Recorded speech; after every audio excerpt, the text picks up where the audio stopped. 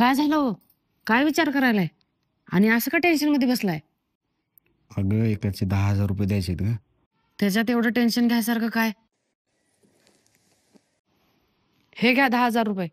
अगं पण एवढे पैसे तुझ्याकडे कुठून आले? अहो तुमच्याच खिशातले पैसे चोरून गोळा केलती आणि ते पैसे जर तुमच्या कामाला नाही आले तर त्या पैशाचा काय उपयोग?